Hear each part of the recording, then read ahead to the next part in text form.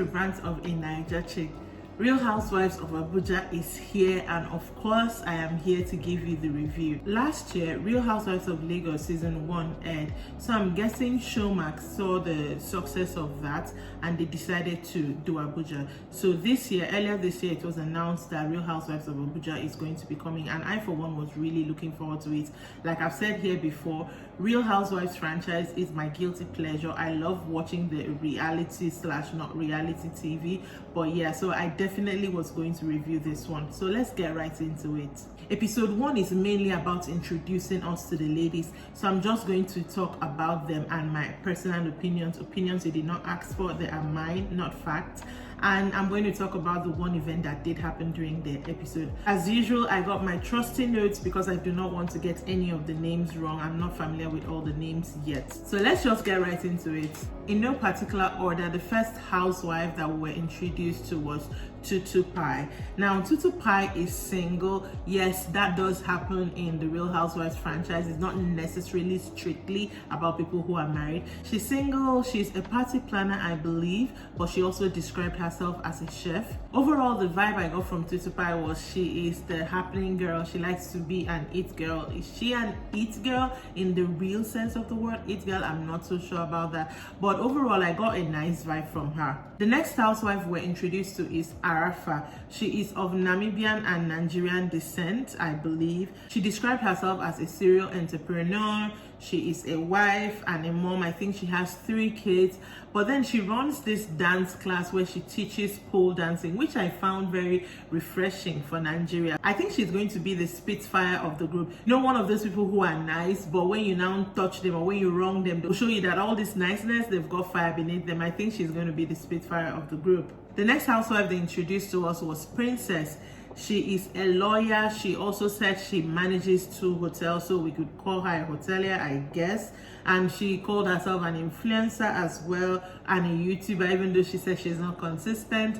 She's also married and she's a mom of 2. During her intro, she spoke about the fact that she's very close with her mom. She goes to spa dates, dinner dates with her mom, which I was cool with. But then I started seeing clip upon clip of her wearing anko with her mom. I'm like, okay, I understand that you guys are close, but was this anko, like, do people do this on a day-to-day basis, or it was just for the purpose of the show? I mean, I didn't really understand that aspect, and in my mind I kept thinking, I hope we will not have another Nonku episode where in Real Housewives of Durban season 1 and 2, Nonku used to go with her mom to all the gatherings with the girls, and it was like, come on woman, can you socialize with women your age?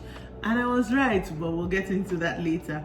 The next housewife we were introduced to was Samantha. She calls herself a mom of triplets plus 1. Her children are really beautiful, and she's also a very beautiful woman.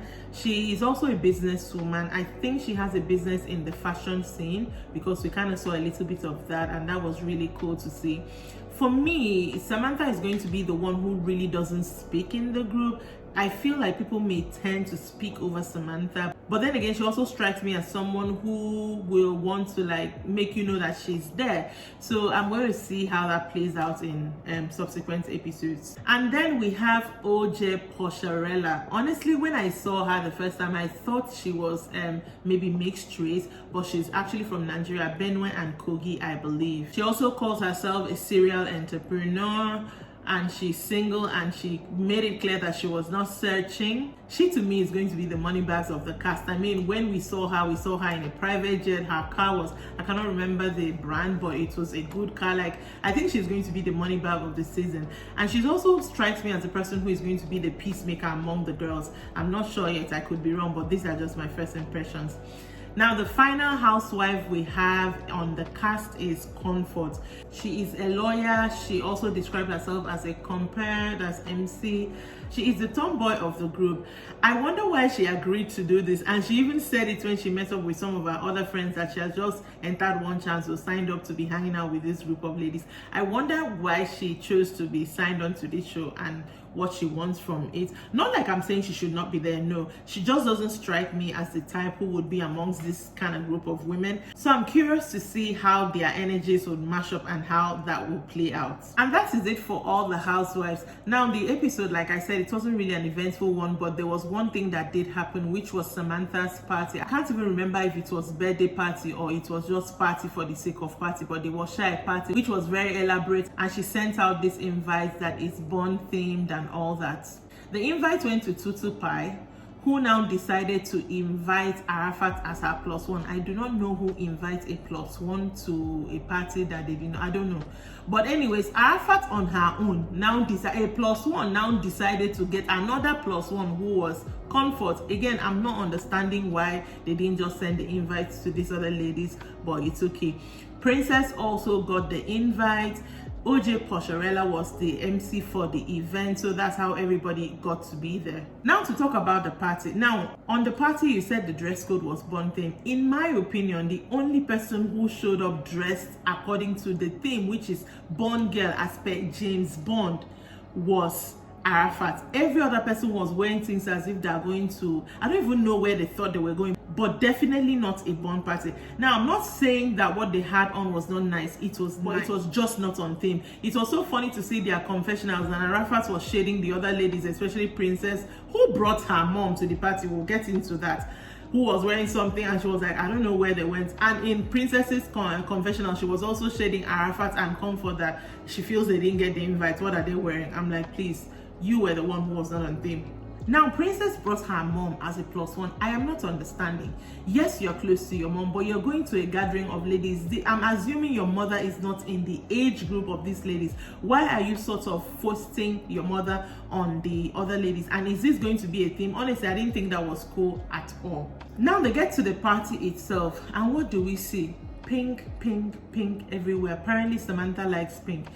I don't have a problem with pink. In fact, I didn't have a problem with the decor. But you said on your invite that it is a Bond-themed party. Even her billboard of photos, she was kind of dressed like, leather jacket, thigh-high boots and stuff like that. But inside the party, you now have pink everywhere. I did not get that. Like, that was so off theme. So I was like, I can forgive the guests for coming not in theme because you yourself, you're not in theme. Posharella tried to keep the ladies calm and keep them having fun, but you could see that it was not working because guess what? Samantha was over 2 hours late to her own party. And I could not, personally, I cannot deal with people who don't keep to time. If you don't keep to time, I cannot just deal with you. So for that one act, me have maxed her X, I'll just be watching her. When she finally got to the party, she was wearing all pink. It would have been a good Bond girl outfit if it was another color but pink. So maybe we could say she was on theme, but like half on theme. So as far as I'm concerned, only Arafat was on theme. Anyways, they get ready to finally start, and apparently they served food and they were like, let's pray. Here comes Princess saying they have not served her mom food yet, that they should serve her mom food before they pray. And I'm like, girl, it is not your party. Why are you making a fuss about I have to serve your mom food? And she tells Samantha, we waited for you for over 2 hours. Surely you can wait for her to be served food before you pray. No, we're not going to pray. Yes, Samantha might have been late, but I found that to be very rude. Like, what is your mom even doing here? You are opening her up to this quote unquote disrespect. If she was sitting in her house, she would not have been like, why is your mom there? In her confessional, she was busy saying, I'm the princess and she's the queen mother, which is the same thing Nonku used to call her mom. Please, I am getting flashbacks, Princess. Do not, I know they've already shot the season, but if she's going to introduce her mom into every gathering of the ladies, I'm going to get tired. Like, your mom is the queen mother, I understand, but can she do her queen mother outside the group? Like, what's all that one? Anyway, Samantha accepted for her, and apparently they served her mom food before that became a whole thing. And that was basically episode 1. I'm looking forward to other episodes because from what they showed us after episode 1, I know that very soon they're going to start having their clashes, which of course is the drama that we tune into these things to see. And that's it for me for today. Definitely tune in next week when I review episode 2 of this show. Make sure you're subscribed to my channel. Check me out on Facebook at Rants of Naija Chic. I'm on Instagram with the same name. And I'll see you later. Bye.